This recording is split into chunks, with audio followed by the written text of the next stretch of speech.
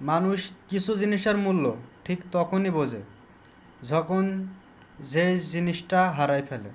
তো ঠিক ভালোবাসাটাই এমন, ধরে রাখতে পারলে সুন্দর, হারাই গেলে তখনই বোঝা যায় যে মানুষটা তার জীবনে কী ছিল।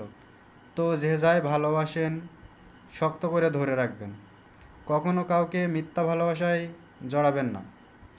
এমনটা কিছু মানুষের জীবনে হয়, ভালোবেসে ছেড়ে যাওয়ার পরে সেই মানুষটা এলোমেলো হয়ে যায়, নিজেকে ঠিক রাখতে পারে না।